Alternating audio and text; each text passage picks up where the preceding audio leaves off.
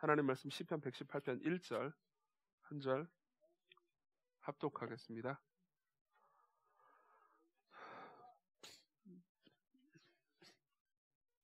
제가 먼저 봉독해드리고요. 그 다음 한번 다 같이 합독하시죠. 제가 먼저 읽어드리겠습니다. 하나님의 말씀을 들으십시오. 여호와께 감사하라.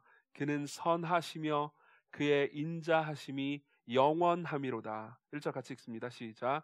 여호와께 감사하라. 그는 선하시며 그의 인자하심이 영원함이로다. 아멘. 나중에 요 성경 봉독은 이제 성경 봉독이 무엇을 의미하는지 한번 시간을 가져서 여러분들한테 설교를 하는 것도 좋을 것 같은데, 성경 봉독을 하는 시간은 그 뒤에 있는 설교 시간보다 비중이 떨어지는 시간이 아닙니다. 각자 따로 있는 시간이에요. 그러니까 다른 교회에서는 성경 봉독을 먼저 하고 그 다음 성가대가 있는 경우에 성가대 찬송을 듣고 그 다음 설교를 듣는 경우도 있거든요. 그러니까 굉장히 중요한 시간입니다. 물론 이제 오늘 한 절밖에 안 읽긴 했지만은 이때야말로 하나님께서 직접 정말 여러분들에게 말씀하시는 시간이에요. 그러니까 예전에 제가 어느 교회에 갔는데, 이게 신학적으로 옳은 것인지에 대해서는 제가 잘 모르겠습니다만은 그 교회는 아이들만 이제 나와서 성경 봉독을 시키더라고요. 그래서 이제 아이들이, 제가 이제 항상 성경 봉독할 때 하는 말 있죠. 하나님의 말씀을 들으십시오라고 하고 이제 성경 본문을 읽는데, 그때 이제 교인들이 다 아멘합니다. 왜 그렇게 하냐고 물어보니까는 이게 이제 아이가 말하더라도 이게 하나님의 말씀이니까는 우리가 모두가 아멘해야 된다라는 그런 생각을 가지고 한 것 같아요. 그러니까 그게 맞는 건지 모르겠습니다. 그렇게 해도 되는 건지 제가 자세히 못 들어가지 모르겠는데, 어쨌든 굉장히 의미 있는 말이었습니다, 저한테는. 자, 오늘은 이제 지난 시간에 했던 이야기를 좀 못한 게 있어가지고, 지난 시간에 했던 이야기를 못한 거를 좀 더 하고 그 다음에 사도행전으로 넘어가겠습니다. 지난 시간에 우리가 얘기했던 건 뭐냐면은 이제 의심, 그 중에서 이제 타인의 말과 행동과 생각을 나쁘게 혹은 악하게 해석하는 것 있잖아요. 그렇죠? 그런 것들을 어떻게 이겨낼 것인가. 그래서 이제 타인이 악한 의도로 심지어 말했다 하더라도, 그렇죠? 우리는 선하신 하나님께서 그 모든 것을 주관하실 것을 믿기에 타인의 악한 의도마저도 선하게 해석해도 된다. 그게 이제 지난 시간에 주요한 이야기였어요. 그래서 이제 그렇고요. 오늘은 이제 그런 이제 타인의 선한 의도로 하는 말조차도 악하게 해석하는 그런 생각들 있잖아요. 그런 마음의 움직임이 자기 스스로를 정당화하는 방식이 있습니다. 그 정당화하는 방식을 조금 더 살펴보고, 그리고 이제 그걸 통해서 이제 하나님께서 이런 문제를 어떻게 해결하시는지에 관한 이야기를 좀 하겠습니다. 사실상 이제 의심, 그리고 이제 이걸 이제 심리적 용어는 편집성 성격장애라고 하죠. 이거는 이제 여러분들의 삶을 위해서도 굉장히 중요하게 해결해야 하는 문제입니다. 왜냐하면은 여러분들로 하여금 타인이 여러분들을 사랑하지 못하게 만드는 주요한 장애물이에요. 무슨 말이냐면은, 타인이 여러분들한테 무슨 말을 하거나 행동을 하거나 어떤 생각을 표출할 때, 심지어 여러분들의 눈빛이나 타인의 눈빛이나 행동도 나쁘게 해석하기 시작하잖아요. 그죠? 예를 들면 지금 하영이가 저를 보면서 고개를 끄덕이고 있는데, 이거를 아멘이라고 제가 받아들일 수도 있고, 저기 지금 뭔 소리 하나 들어보자 라고 의심하는 거구나 라고 제가 받아들일 수도 있잖아요. 그렇죠? 물론 진실은 그 가운데 있습니다. 그냥 아무 생각 없이 끄덕인 거예요. 근데 그걸 나쁘게 해석하면 해석할수록 결국 알게 돼요. 그렇죠? 저기 하용이가 우리 목사님은 내가 무슨 말을 해도 나쁘게 해석하는구나. 그러면 제 앞에서 이제 말과 행동을 조심하게 될 거 아니에요. 그렇죠? 저번 시간에도 얘기했지만, 말과 행동을 조심하고 싶은 사람과 함께 있고 싶은 사람 있으세요? 없죠? 그렇죠? 원래 말과 행동을 조심해야 되는 사람이 누구예요? 부장님이잖아요. 그렇죠? 부장님이랑 친한 분 계세요? 물론 전 친했습니다. 왜냐하면 이제 제가 굉장히 출세지향적인 사람이었기 때문에 출세를 해야 돼! 그러면서 그렇지만 이제 즐거워하진 않았죠. 당연하죠. 편하지 않잖아요. 그러면 여러분들이 부장님이 아닌데도 부장님이 돼버려요.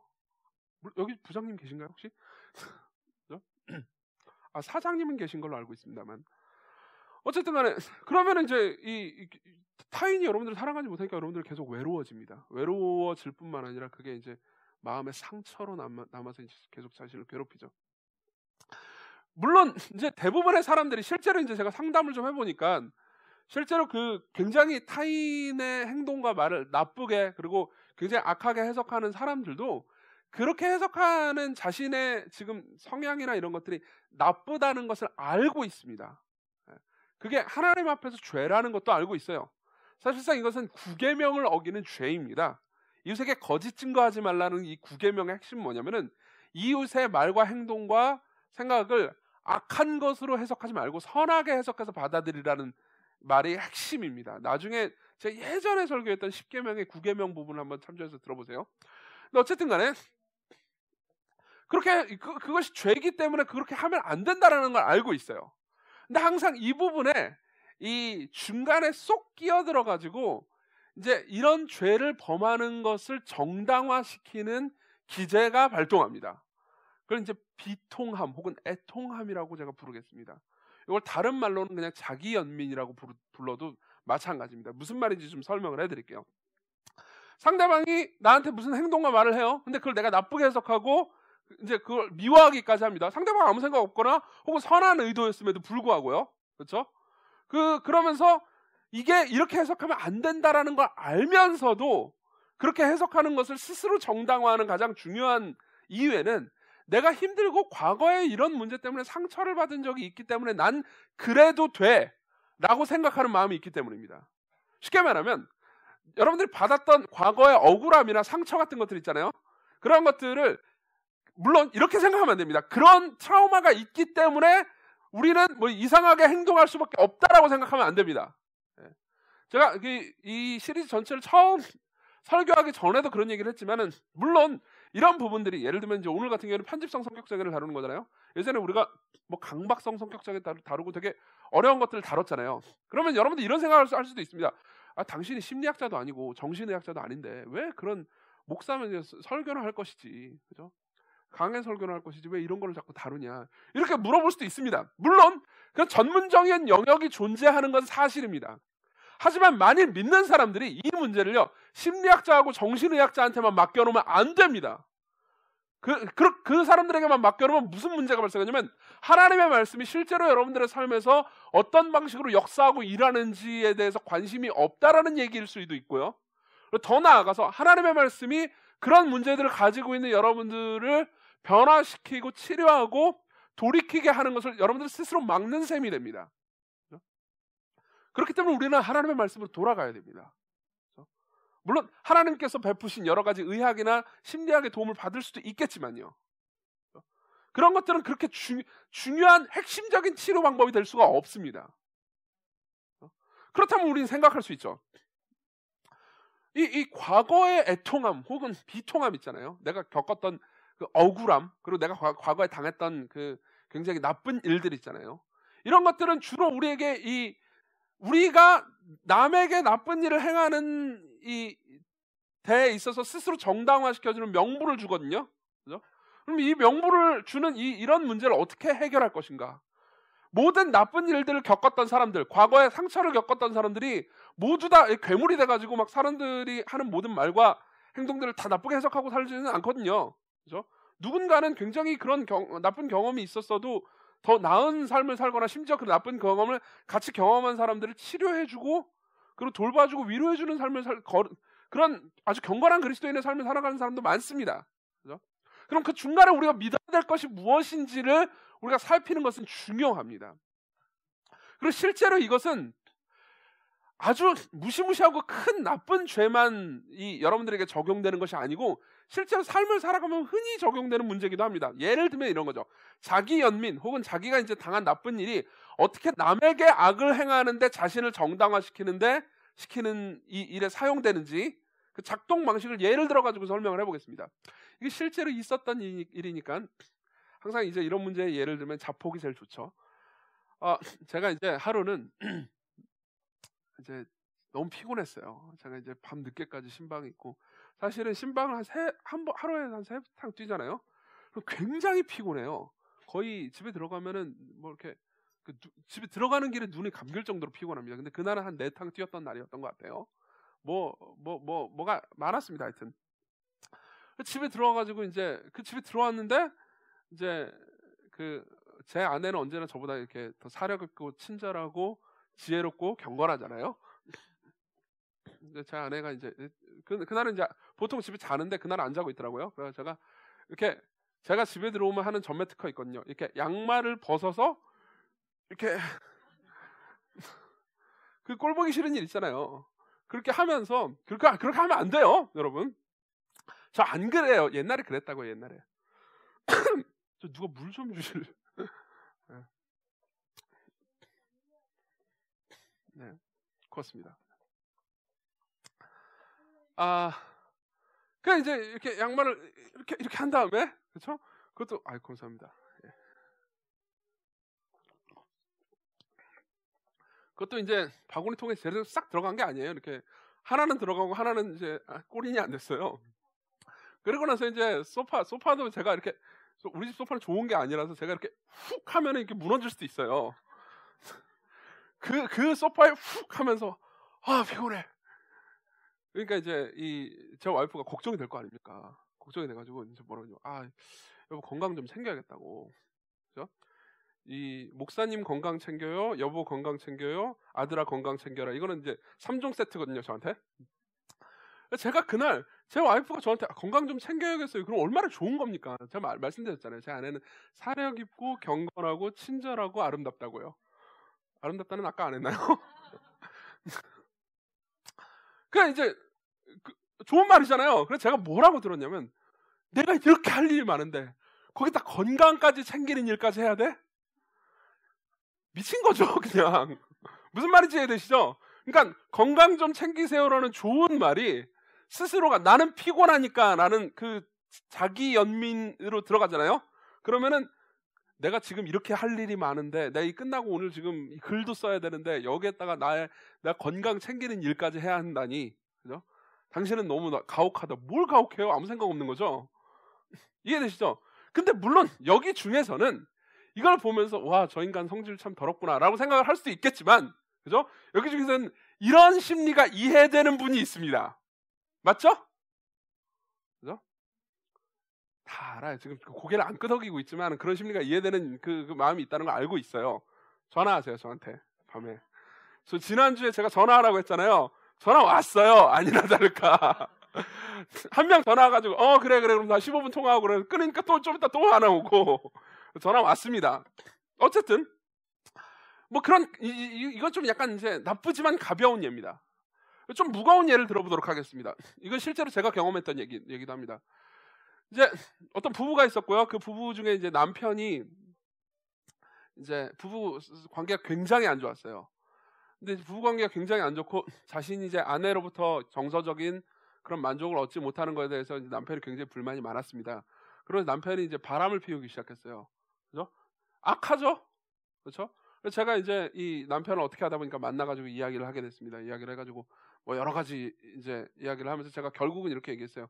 네가 지금 하는 일이 간음이니까 회개해라. 그리고 이제 끊어내고 회개해라라고 얘기를 했는데, 그때 돌아왔던 대답이 이거였습니다.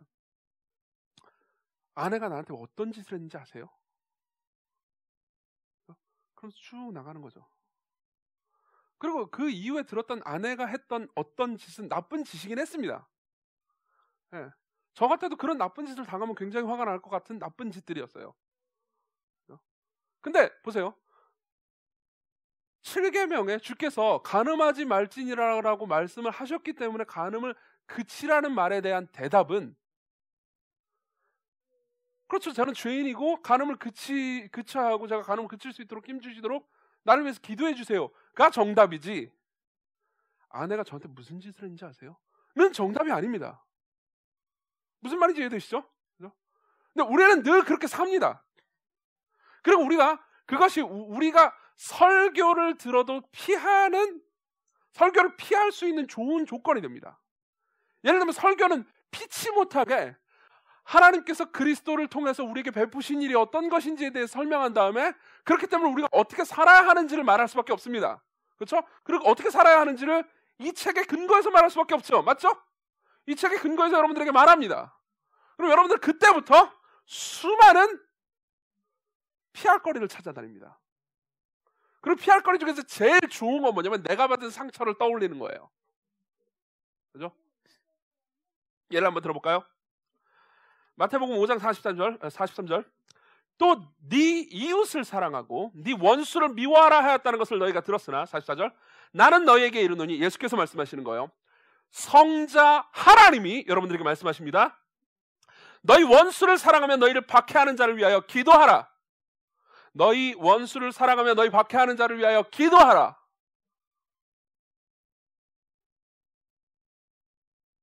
이 말씀을 듣고 여러분들이 지금 마음속에 어색하거나 혹은 좀 미워하거나 혹은 좀 짜증나는 사람들 있잖아요.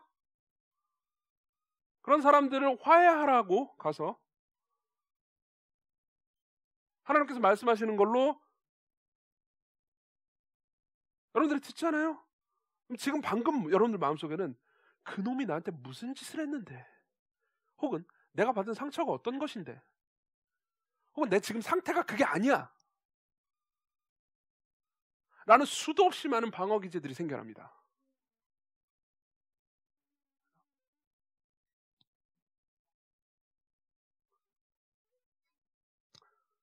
자기연민이고 비통함이죠.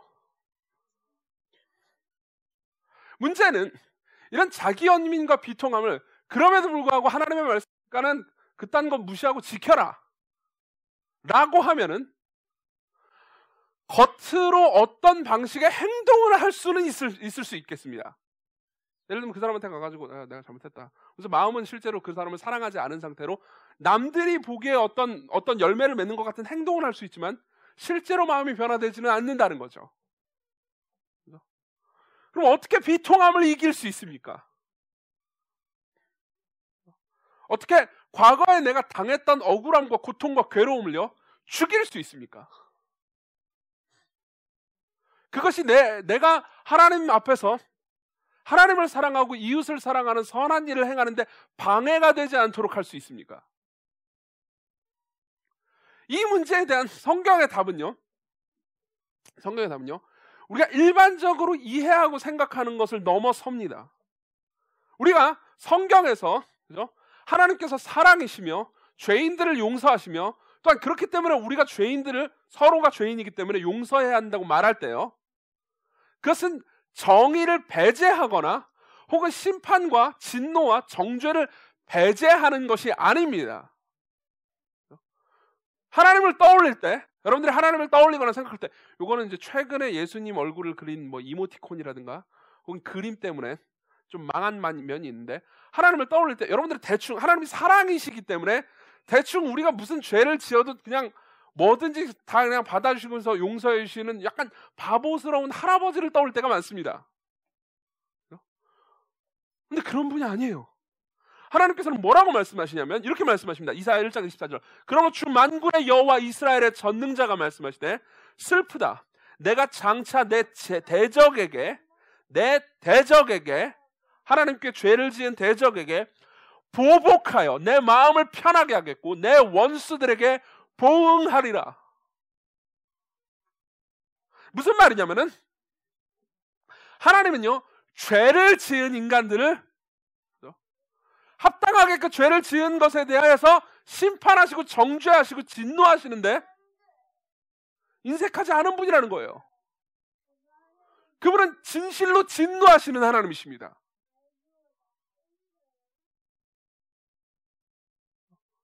그리고 이 진리를 꽉 잡고 로마서에서 바울은 이렇게 얘기합니다. 이건 찾아봅시다. 시편 118편을 껴놓으시고요. 로마서 12장입니다.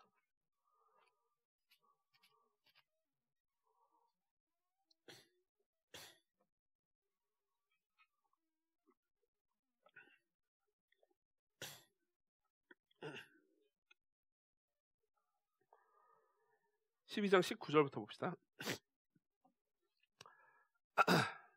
같이 읽습니다. 12장 19절. 시작. 내 사랑하는 자들아, 너희가 친히 원수를 갚지 말고 하나님의 진노하심에 맡기라. 기록되었을 때 원수 갚는 것이 내게 있으니 내가 갚으리라고 주께서 말씀하시니라. 네 원수가 줄이거든 먹이고 목마르거든 마시게 하라. 그리함으로 내가 숯불을 그 머리에 쌓아놓으리라. 마귀에게 기지지 말고 선으로 악을 이기라. 18절부터 볼게요. 17절부터 볼게요. 아무에게도 악으로 갚지 말고 모든 사람 앞에서 선한 일을 도모하라. 할 수 있거든 너희로서는 모든 사람과 더불어 화목하라. 자, 요 17, 18절만 떼어놓고 생각해 봅시다. 먼저 이 17, 18절만 딱 떼어놓고 생각하면서, 예를 들면 여러분들한테 무슨 나쁜 짓을 행한 사람이요 있어요, 그죠? 나쁜 짓을 행한 사람이 있고 그 행한 사람을 떠올릴 때 지금 바울은 이렇게 얘기하는 겁니다. 그 나쁜 짓을 대한 사람한테 악으로 갚지 말고요, 선한 일을 도모하고요, 할 수 있거든 그 악한 일을 행한 사람과 더불어서도 화평을 추구하라고 말하는 겁니다. 그죠? 그러면은 이렇게 딱 얘기를 해요. 이게 기독교입니다. 그죠? 이게 기독교인의 살아가는 방식이에요. 그럼 이렇게 생각할 수 있습니다. 우리는 그렇지, 근데 이렇게 하기 싫지만, 근데 그놈은 여전히 밉지만 이렇게 살아가는 게 기독교인의 삶이니까, 그죠? 그래서 용서해야지. 용서는 원래 기독교인의 전매 특허잖아. 하나님께서 나를 용서하시니까 그렇게 넘어갈 수도 있습니다. 근데 바울은요, 단순히 용서를 해야 하는 것이 원래 기독교인의 의무니까 생각하지 말고 그냥 닥치고 그냥 용서를 해라 라고 말하지 않습니다. 이 밑에요, 그죠? 그 밑에 19절부터 왜 악한 일을 행한 사람에게도 선으로 대해야 하는지에 대한 근거를 말해 줍니다. 근거 19절. 내 사랑하는 자들아, 너희가 친히 원수를 갚지 말고 하나님의 진노하심에 맡기라. 다시 말하면 너희가 친히 원수를 갚지 말고 하나님으로 하여금 원수를 갚게 하라.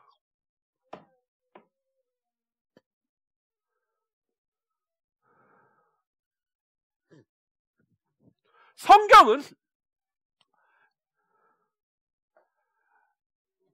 여러분들이 당한 악에 대해서요, 그걸 대충 뭉개고 지나가라고 말하는 게 아니고요, 그 악에 대한 아주 철저하고 확실한 보응을 위해서 직접 보응하지 말고 하나님께서 보응하도록 하시게 하라고 말합니다.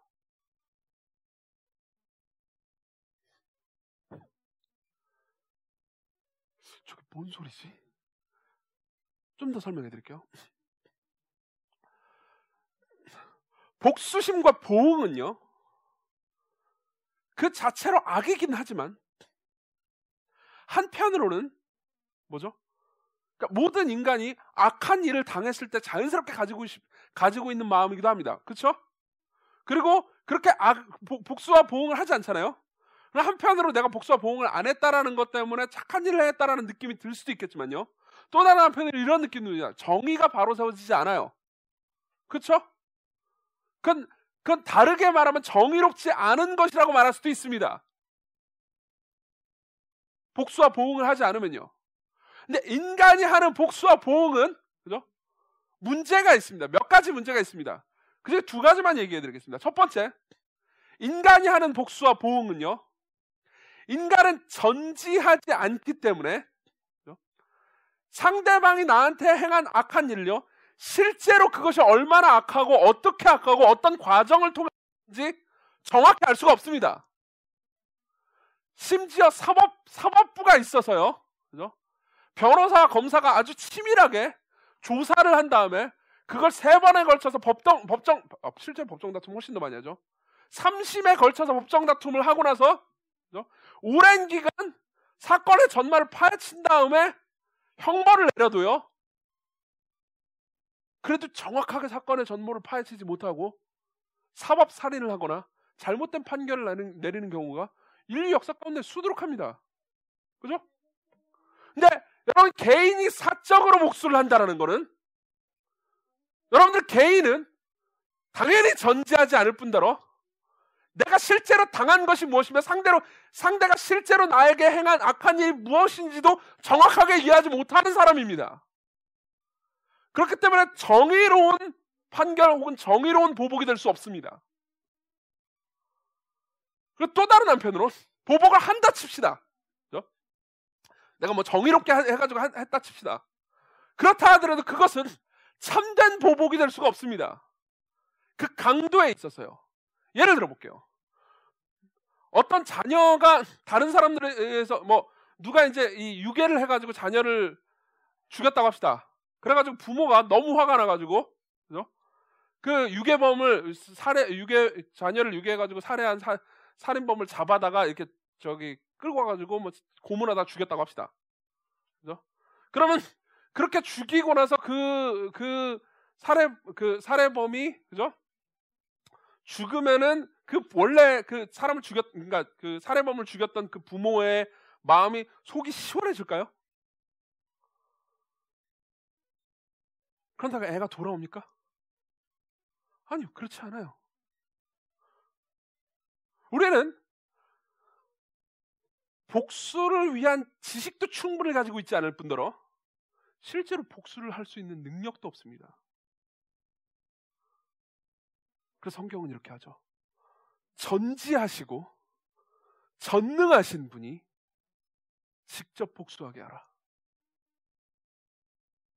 네가 하지 말고 네가 해봤자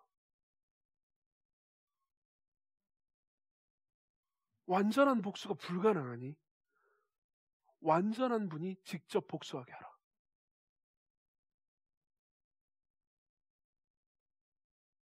다시 한번 말합니다.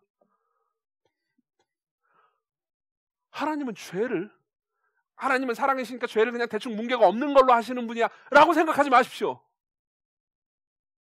죄를 끔찍하게 미워하실 뿐만 아니라 죄에 대한 보복을 반드시 하는 분입니다. 그렇기 때문에 너희가 악을 당했느냐? 내가 진실로 보복해 줄 테니 나에게 맡겨라. 직접 하지 말고. 계속 읽어볼게요. 19절.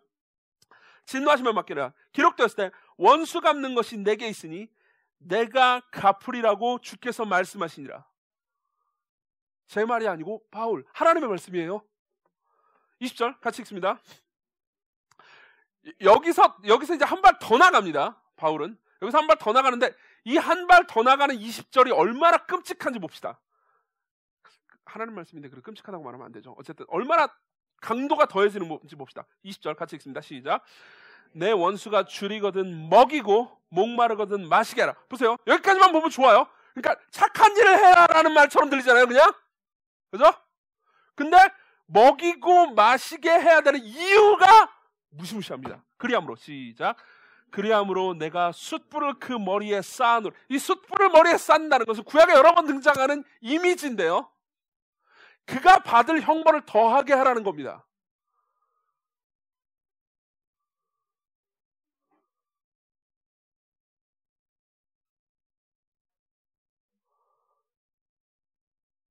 원래 기독교는 대충 누가 죄를 지어도 그래 우리는 사랑의 종교니까 그러면서 이렇게 껴안아주고 대충 용서해주고 이렇게 눈물 흘려주고 그리고 집에 가서 억울해하고 그런 거 아니었나요? 아니에요.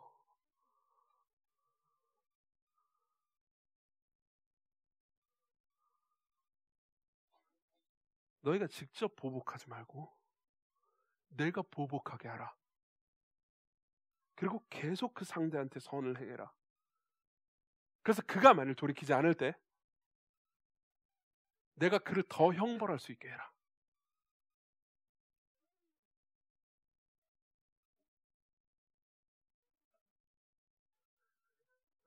이게 악을 당했기 때문에 비통한 마음을 가지고 자기 연민을 행하는 사람들에게 하나님께서 하시는 말씀이에요.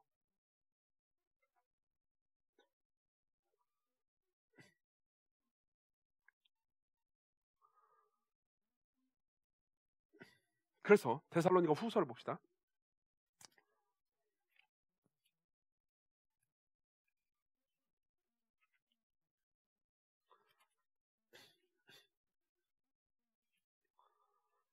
데살로니가 후서 1장 6절부터 7절입니다.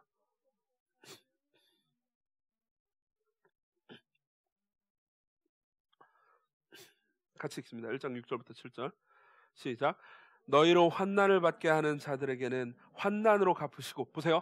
너희로 환난을 받게 하는 자들, 너희에게 악을 행하면서 너희들에게 고난을 주는 자들은 고난으로 갚으실 건데, 그 고난으로 그들에게 하나님께서 보복하시는 것이 이는 7절 같이 읽습니다. 시작. 환난을 받는 너희에게는 우리와 함께 안식으로 갚으시는 것이 하나님의 공이시니. 무슨 말입니까? 너에게 악을 행한 사람들에게 그 악을 갚으시는 것이 악을 당한 너희에게는 안식이라는 말입니다.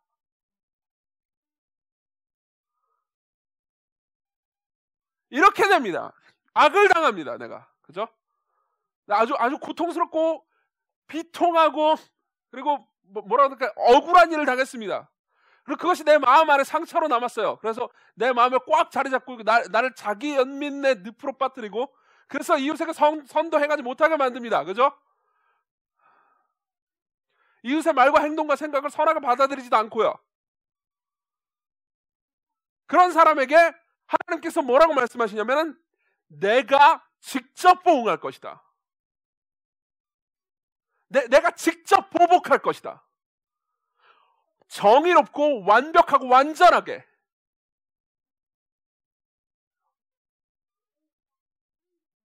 마지막 날 심판대가 펼쳐지고요.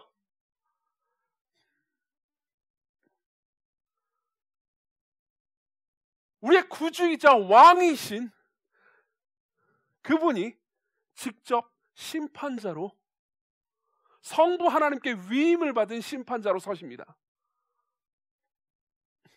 그때 모든 사람의 모든 행동과 생각과 말이요, 마음에 품었던 생각까지 다 드러나게 되고요. 정말 하나도 남김없이 다 드러나게 됩니다. 역사상 있었던 모든 사람들이 그 심판대 앞에 서게 되고, 모든 사람들의 면전과 모든 천사들이 보는 앞에서 모든 행동들이 다 드러나게 돼요. 그때 화성 연쇄살인 사건에 진범도 드러날 거고요.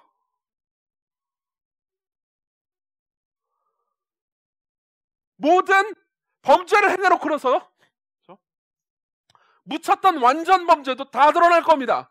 아무것도 드러나지 않음이 없을 겁니다. 실제로 선을 행했다라고 생각하는 사람들의 치부도 다 까발려질 겁니다. 그리고 정의롭고 전지하신 하나님께서 그 모든 것을 밝히 드러내시고 공정하게 처벌하시겠죠. 그리고 악을 당했던 사람들은 악을 행한 사람이 처벌받음으로 인해서 그것이 고소해서 기뻐하기보다는 이 세상에 정의가 바로 세워지고, 그리고 가난한 자와 연약한 자와 멸시받는 자와 핍박받는 자가 하나님의 대접을 받아서 높임받는 것 때문에 기뻐하게 될 겁니다.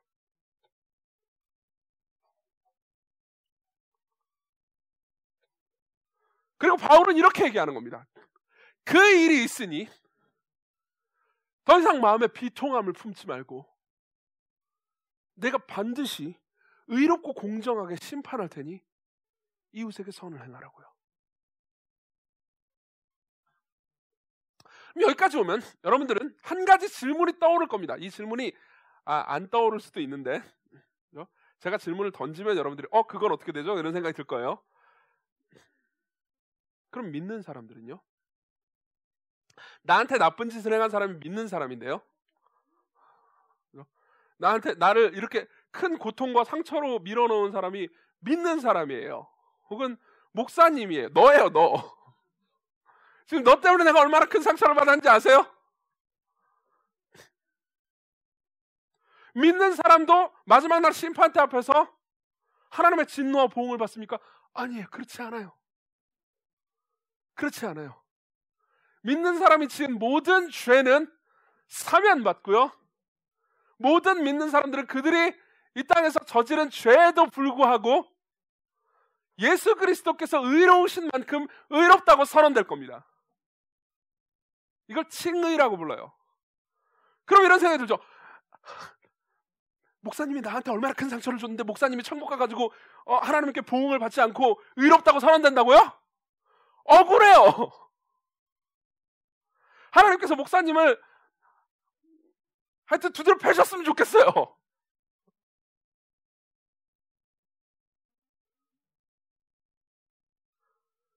그렇게 하셨습니다. 2000년 전에요.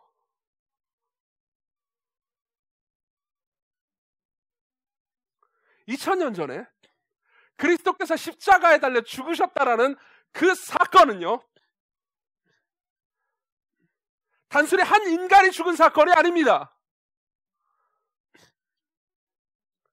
그 이후에 예수 그리스도를 믿는 하나님의 백성 모두의 죄와 가장 사악한 일이라 하더라도요,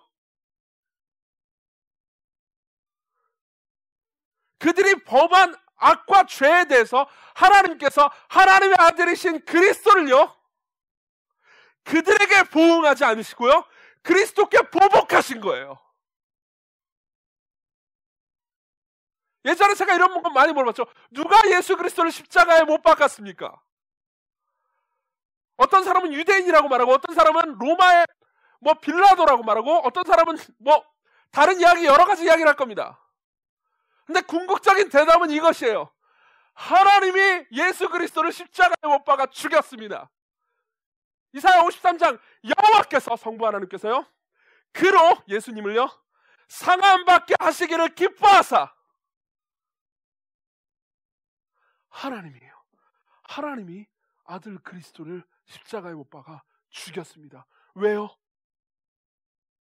그리스도를 믿는 모든 사람들의 저지른 모든 죄에 받아야 하는 모든 형벌을요, 그들을 용서하시기 위해 아들을 죽이셨어만 했으니까요.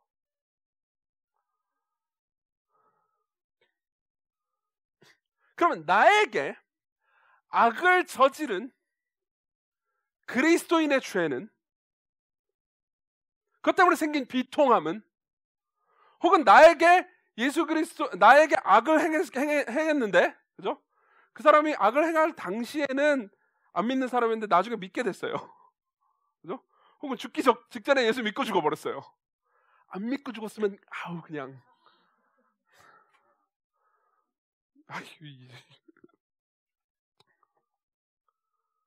그때는 어디로 봅니까? 우리의 시선이 십자가를 봅니다. 십자가를 보셔야 됩니다.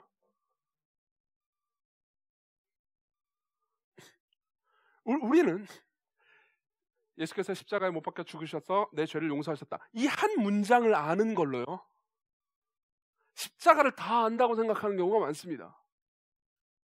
사실상 믿는 다른 사람이요, 나에게 저지른 죄를 내가 잘 용서하지 못하는 것은 십자가에서 그리스도가 당하신 일이 어떤 것인지 분명히 모르기 때문에 그렇게 하는 겁니다.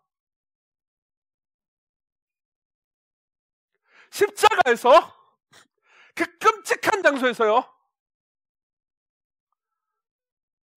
1세기에 기원전 1세기에 키케로라는 사람에 의하면 보통 로마 시민들에게 밥 먹을 때 십자가라는 단어는 입에 올리지도 못하게 하라고 했던, 밥 먹다가 그 단어가 나오면 사람들이 밥 먹다가 토했던 바로 그 끔찍한 십자가에서 그리스도가 당한 일은요,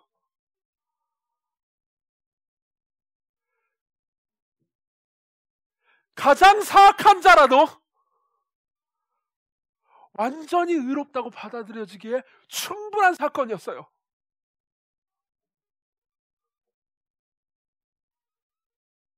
그리고 만일 여러분들을 비통하게 한 믿는 그 사람이 십자가 때문에 하나님께 받아들여질 수 없다면요, 여러분들도 소망이 없습니다.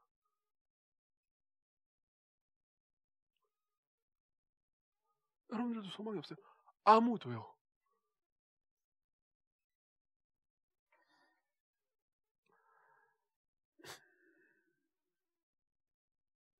다시 시편 118편으로 갑시다.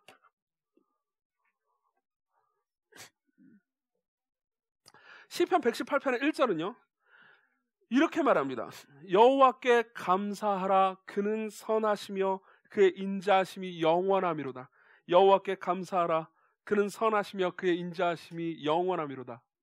옛날에 이런 노래도 있었어요. 혹시 아시는 분 계신지 모르는데, 주께 감사하라.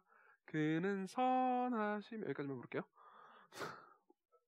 더 부르고 싶은데 키가 높아지기 때문에. 이 표현은요, 여호와께 감사하라. 그는 선하시며 인자하심이 영원하시미로다. 이 표현은요, 시편의 4편의 시편에 5번 등장합니다. 그리고 비슷한 바리에이션으로는 한 12번 더 등장합니다.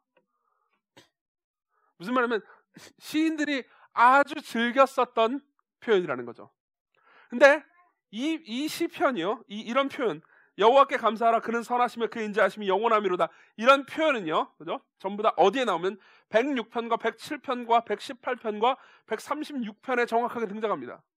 근데 이 시들의 공통점이 있습니다. 이 시들의 공통점은 전부 다 억울하고 고통스럽고 비통한 일을 당했던, 그죠?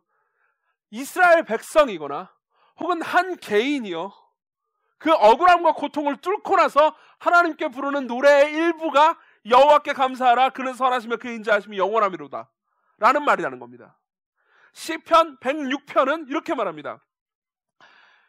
이스라엘 백성들 가운데 이스라엘 백성들의 수많은 대적들이 있었고 그 대적들 때문에 이스라엘 백성들은 큰 고통과 상처를 입었습니다.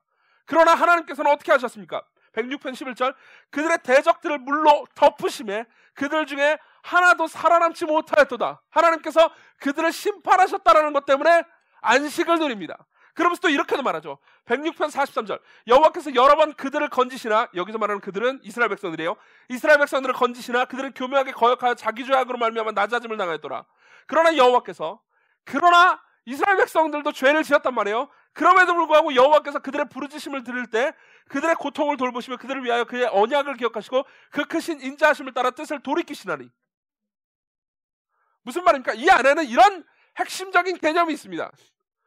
우리는 하나님께 감사합니다. 당신은 선하시며 인자하심이 영원하시기 때문입니다. 왜요? 우리를 고통스럽게 했던 많은 대적들을 하나님께서는 심판하셨나이다. 그리고 우리 자신도 하나님께 죄를 지었지만 하나님께서 우리는 용서하시고 받으셨기 때문입니다. 107편도 마찬가지입니다. 107편 40절 제가 읽어드릴게요. 여호와께서 고관들에게는 능욕을 쏟아부으시고 길없는 황야에서 유리하게 하시나, 그죠? 당시에 이스라엘 백성들 내에, 그죠? 약자들을 탄압하고 고통스럽게 했던 당시의 고관들은 능욕을 쏟아부으셨습니다. 그러나 한편 궁핍한 자는 그의 고통으로부터 건져주시고 그의 가족을 양떼같이 지켜주시나니. 이 107편을 쓴 시인도 똑같은 생각입니다. 자신을 고통스럽게 했던 많은 사람들을 하나님께서 결국은 보응하실 거고 심판하심으로써 올바른 정의를 세우실 거고요. 그리고 연약한 나는 하나님께서 구원하실 겁니다. 내 죄에도 불구하고. 118편, 136편 모두 다 나중에 한번 집에 가서 읽어보십시오. 모두 다 같은 개념이 들어있습니다. 그럼 이 같은 개념을 통해서 우리에게 주께 감사하라. 그는 선하시며 인자하심이 영원하미로다 라는 말을 통해서 우리에게 가르쳐주고 싶은 건 이겁니다. 우리는 세상을 살면서 이 세상이 선하지 않다고 생각합니다. 특별히 나한테만 불공평하다고 느낍니다. 그리고 나는 정말 불공평하고 나쁜 일을 계속 당했기 때문에 내가 누군가에게 나쁜 짓을 하는 것은 어느 정도 정당화 될 수 있다고 믿습니다. 혹은 최소한 남이 나한테 하는 이 말을요, 행동을 내가 나쁘게 해석하고 나쁘게 받아들이는 것은 내가 이렇게 큰 상처를 받았기 때문에 정당하다고 생각합니다. 그렇죠? 그렇지만 이 시인들은 그렇게 생각하지 않았어요. 이 시인들은 하나님께 감사하고 하나님이 선하시다고 말했습니다. 자신이 당한 모든 고통에도 불구하고, 그죠? 우리를 고통당하면 왜 하나님은 나한테만 이렇게 나쁜 짓을 해가시는가, 이런 생각을 하잖아요. 왜 내가 로또 살 때는 안 들어주시고. 여러분, 옛날에도 한번 얘기했지만 로또 사지 마십시오. 이게 딴 얘기긴 한데요, 안 들어주세요. 제가 알죠? 제가 어떻게 기도하는지. 여러분들이 로또를 아무리 사도 하나님께서 그걸 당첨시키지 않게 해달라고 여러분들이 기도하고 있어요. 진짜예요. 진짜 이렇게 기도해요. 하나님, 우리의 시광의 약물이들 불쌍히 여기셔서 굶어 죽지 않게 하나님께서 먹을 것과 입을 것을 주시되 하나님보다 재물을 더 사랑하지 않게 너무 많은 돈을 주지 마세요 라고 기도해요. 갑자기 교회 옮기고 싶으셨죠? 진실이에요. 안 돼요. 로또 사시잖아요. 로또 얼마예요? 로또 얼마니? 1,000원이에요? 그렇죠? 1,000원 잃어버리는 거예요. 네. 그럼 만일 하나님께서 로또를 당첨시켜 주셨다. 그러면은 그런 일은 없어요.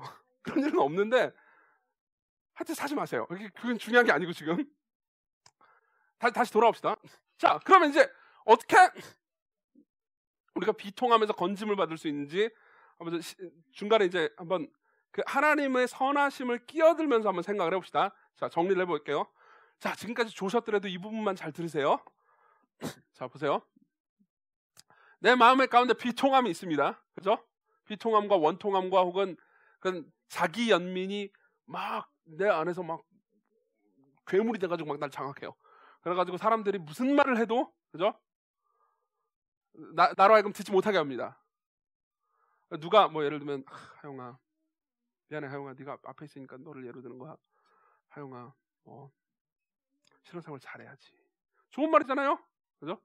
근데 이 말마저 아주 고깝게 들립니다. 그죠? 네가 나한테 목사가 말이야 나한테 준 상처가 얼만데, 나쁜 놈. 그죠? 보통은 이렇게 됩니다. 누가 무슨 말과 행동을 해요? 그럼 내 안에 비통함을 내가 떠올립니다. 그리고 그거를 이제 무기 삼아서 이제 상대방의 한 행동과 말과 모든 생각들을 이렇게 꼬아서 들으면서 꼬아서 듣고 상대방에게 악을 행하는 것을 내 마음 가운데 정당화시킵니다. 그죠? 내가 나쁜 짓을 한 것을 엄밀히 따지자면 내가 나쁘게 해석한 건 내가 나쁜 것은 사실이지만, 그죠? 내가 나쁜 것은 사실이지만 그럼에도 불구하고 상대방은 나한테 늘 악을 행했기 때문에 내가 이 정도로 복수를 하는 것은 괜찮은 일이야 라고 스스로를 정당화시키죠. 그죠? 근데 여기서 벗어나세요. 여기서 벗어나시고 이렇게 하는 겁니다. 누가 나한테 어떤 말과 행동을 합니다. 특히 가족들, 그죠? 말과 행동을 합니다. 그럼 이제 그때 하나님을 생각하십시오. 내 마음의 비통함으로 내려가지 마시고요, 하나님을 떠올리세요.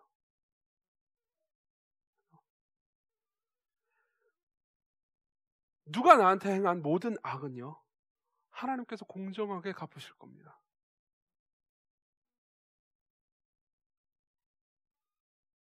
그리고 나한테 악을 행한 그 사람이 참된 신자라면요, 그의 죄는 2000년 전에 이미 하나님께서 형벌을 끝냈습니다. 혹시 그 사람이 행한 악이 여러분들 입장에서 그 사람을 잔인하게 39대 채찍으로, 그것도 요 안에 채찍 끝에 납이 달려있는 그 잔인한 납으로 찍찍 치잖아요. 그러면 몸에 휘감겨가지고 살이 같이 떨어져 나옵니다. 그죠? 그런 채찍질을 39대 때리고 가장 흉악하고 고통스러운 질식시키는 방식으로 사람들이 다 모여있는 광장에서, 그죠? 못을 박은 다음에 몇 시간 동안이나 고통과 수치스러움과 괴로움과 어려움을 당하도록 만들게 할 정도로 상대방에게 보복하고 싶으세요? 상대방이 나한테 행한 악 때문에 그러고 싶으세요? 만약 그러고 싶으시다면요, 그리스도께서 하나님께서 그렇게 하셨습니다, 이미.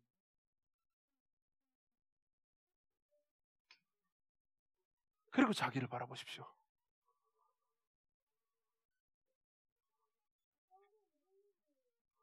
여러분들은 선했습니까?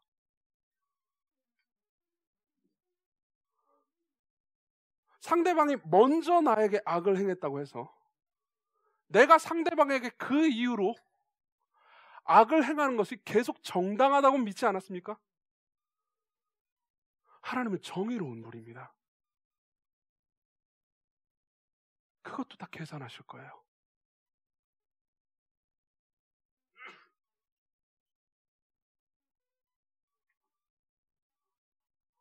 그렇다면 그때 여러분들을 위해서도 죽으신 그리스도의 십자가 앞으로 가십시오.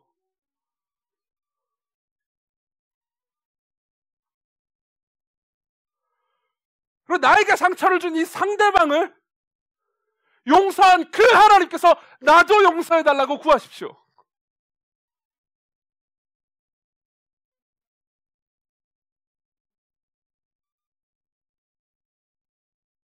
그리고 상대방의 한 말과 행동을 받아들이는 겁니다.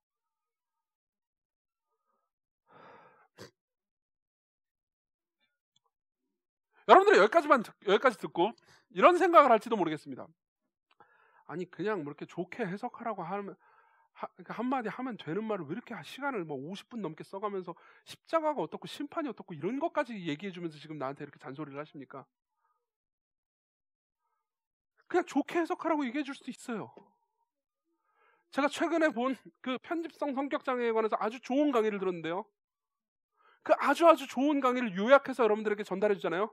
그럼 좋은 지혜들이 그 가운데 굉장히 많았기 때문에 여러분들이 오늘 설교를 듣고 와 오늘 너무 좋았어요. 너무 은혜로웠어요. 라고 말하게 만들 자신도 있습니다. 그냥 베끼면 돼요. 그 가운데 있는 몇 가지 유머들도 섞어가지고 얘기하면 여러분들 아주 재밌게 만들어줄 수 있습니다.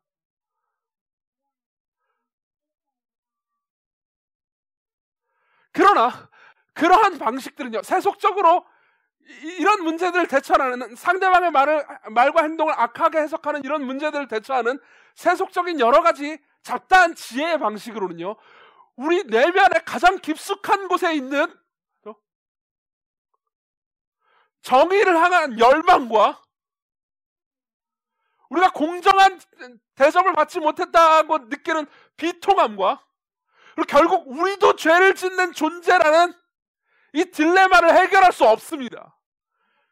이 딜레마를 해결할 수 있는 유일한 방법은요, 정의로우신 동시에 사랑이신 하나님을 보는 겁니다. 그 하나님께서 아들 그리스도를 십자가에 못 박혀 죽임으로써 우리에게 무엇을 베푸셨는지를 생각하는 거예요. 단순히 남이 하는 악한 행동, 남이 하는 행동들 있잖아요. 행동들의 선한 의도를 해석하는 것조차 우리는 십자가를 생각하지 않으면요, 올바로 해석할 수 없습니다. 하나님, 오직 하나님만이 여러분들의 생각, 여러분들의 뇌에서 빙빙빙빙 돌아가는 여러분들의 자기 연민, 비통함, 죄악, 그 모든 것들을 이기고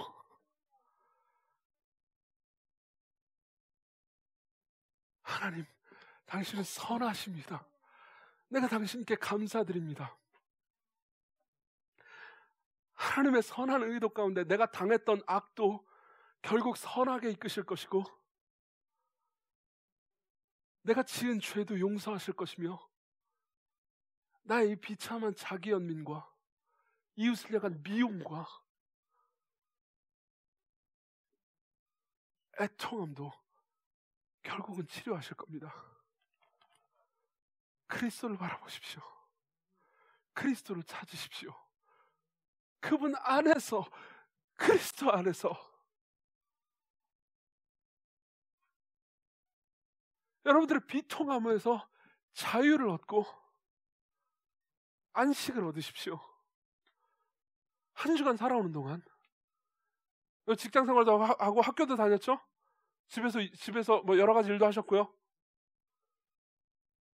그동안 여러분들 안에는 얼마나 많은 억울함과 비통함이 쌓였습니까?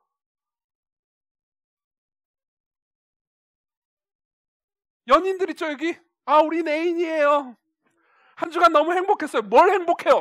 억울한 거 엄청 많이 쌓였잖아요.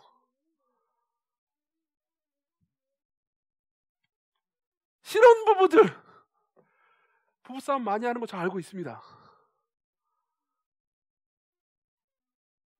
그리스도께로 가십시오. 기도하겠습니다.